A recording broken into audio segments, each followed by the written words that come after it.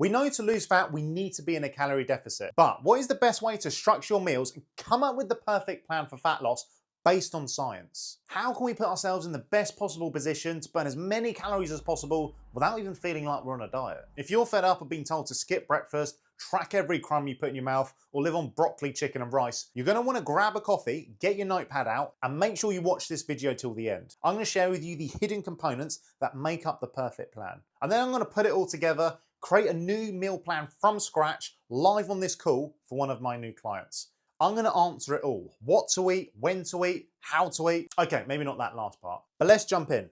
The first thing we need to understand is how to best make up the meals in our plan to lose fat the fastest. And to do this, you're going to want to make sure the foods in your plan are made up of mostly whole, minimally processed foods. What do I mean by this? Unless you grow your own food, everything you put into your mouth will have some sort of level of processing involved. Whether that's the strawberries being picked from the ground or whatever it is they do to chocolate. You want to make sure the majority of the food you are eating are as close to their natural form, i.e. haven't gone through too much processing, as possible. Examples: fruit, veg, meat, eggs, potatoes, rice. But why? Let me show you. In fact, let's take an example of brown bread and oats compared to their more processed versions, cereal and white bread, which have had most of their nutrients stripped out via processes.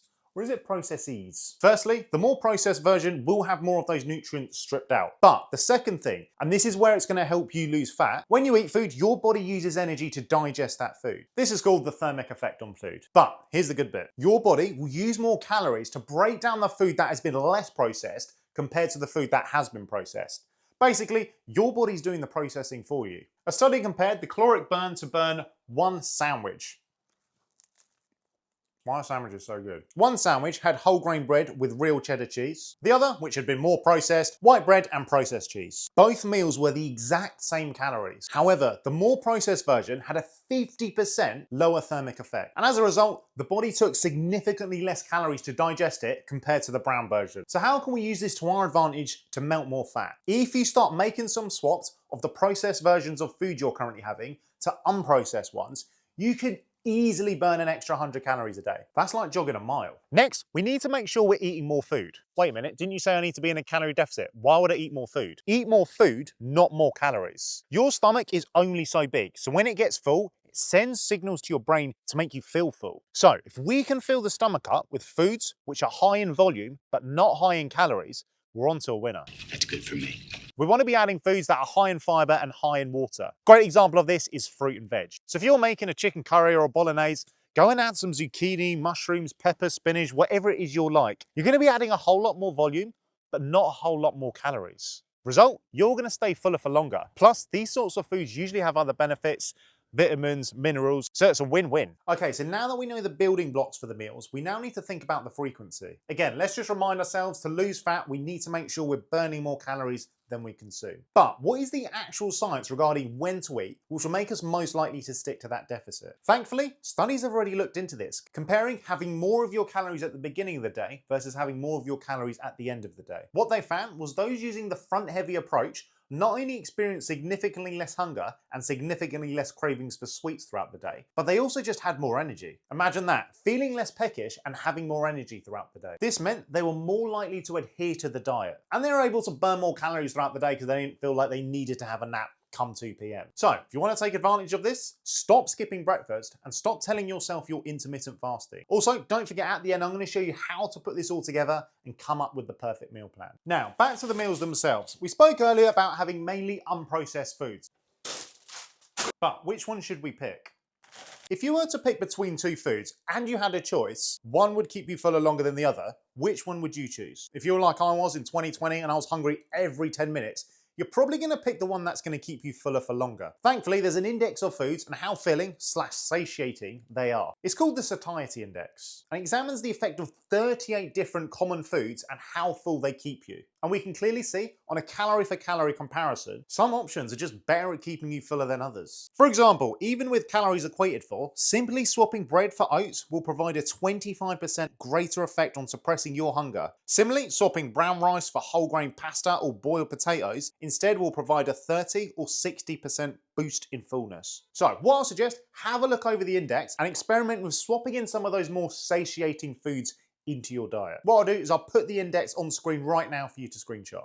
Okay, one more thing before we put it all together, and that's to include the food you love. And that is so important. There is no reason there should be one single meal on your plan that you don't enjoy. Gone are the days of plain chicken, boiled veg and rice. It's 2025. We now have the information to make low calorie versions of your favorite meals. But that being said, let me show you how we can put this all together. Okay, firstly, what we need to understand is what this person likes, what their current structure is, and then we can create that plan. Obviously, I'm not a mind reader, so I get all my clients to give me the information so I can create this for them. So let's see what we've got here. Recent day of food, breakfast, protein yogurt, okay, rice, that's great. So I'm normally thinking rice, we can put some maybe stir fries in, some chicken curry. For tea, pasta, perfect, plenty of pasta dishes, that's not gonna be a problem with chicken and so on. Snacks, crisps, no problem. We'll look for some healthy alternatives to snack options. Usually I'm quite old school, so I'd have my notepad and pen out. I'll be taking notes, but as I can barely read my writing, I'm sure you won't, I'll put it on a Google Doc for now. Perfect, now that we got the initial structure, we need to also get the foods this person currently likes. So let's see what we've got. So chicken, beef, pasta, rices, again, a lot of the stuff I was expecting based from up there. Oh, okay, and fruit as well. Make a mental note, we cannot add salmon in there at all. Also, we have a tendency to snack on chocolate and sweets in the afternoon, so that will definitely need to be addressed. Again, we're not going to cut this out. Common thing people do when starting new diets is look to cut these sorts of things out. That's exactly what you don't want to be doing, because you will feel like you're on a diet and you won't stick to it. What we need to do is just look for some substitutions so you can still get the enjoyment out of it, but still making progress towards your goals. Awesome. So now that we've got this, we now need to get the initial structure in place. So let's keep the current structure: breakfast, dinner, which I'm assuming is lunch, and tea, which I'm assuming is dinner. If not, this will be very awkward to deliver this plan back later. And we've also got snacks. So let's start with the easy things. Fruit. I have never seen anyone overeat on fruit. So it's a great tool to keep in, especially from what we discussed earlier.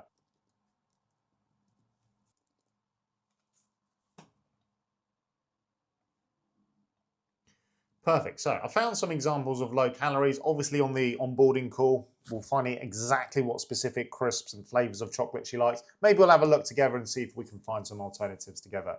But a big thing will not to be to cut out the food you like. You'll never last doing this. You need to look for like replacements so you can keep them in. Awesome. So next, let's talk about the most important meal of the day, which is going to be breakfast. As we saw earlier, we do want to make sure we are feeding ourselves with a fair amount of calories early in the morning to sustain to our diet. What have we got at the moment? Protein yogurt pouch. I am actually going to completely change this because one, even though based on the name, I still highly doubt there's going to be much protein in here. Two, what did we talk about earlier about making sure we have unprocessed foods in our diet, not processed protein yogurt pouches? So I'm going to give her two options. And again, we'll discuss this on the call. One will be eggs, avocado, and some vegetables, optional toast. So in here, we've got a good amount of protein, a good amount of fiber, high volume as well. So hopefully this will keep her a lot more fuller for longer. I do remember on the consultation call, she was saying she does get very hungry throughout the day, but we'll also give it a different option as well. So option 2, overnight oats, and we'll go for a couple of different options again, depending on what she likes on the call. But now we're gonna actually get some practical examples for lunch and dinner.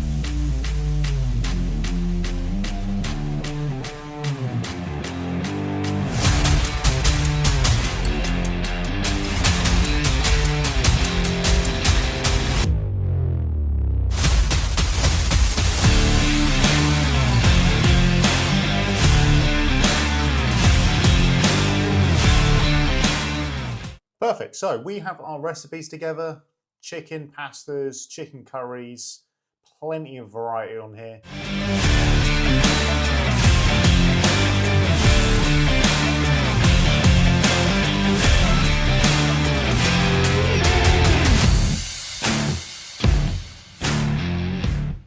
There you go. That is our draft mock-up of our meal plan. Obviously, I'm going to go get this copied, put it all into the app, so she's not just going to get this. But I hope that shows you how you can go ahead and create a plan, have something for breakfast, lunch, dinner ideas with healthy, minimally processed foods that you enjoy. She won't even feel like she's on a diet and she will still lose weight. But there you have it. Hopefully you see now there's not one perfect plan that will fit everyone. My aim was not to just give you a generic plan that you could just find off Google. That's never going to work. My aim was to show you what specific principles make up the perfect plan. Now, as you've watched to the end, I've got a little bonus for you. If you need further help getting together a meal plan or just seeing where yours can be improved, drop me a message on LinkedIn. Link will be in the description. Just let me know you've watched this video. And what I'll do is I'll offer you a free 10-15 minute call and I'll give you a nutrition audit. With that being said, hope you enjoyed the video. If you did, make sure you subscribe. If there's anything else you want covered, let me know in the comments and I'll see you in the next one.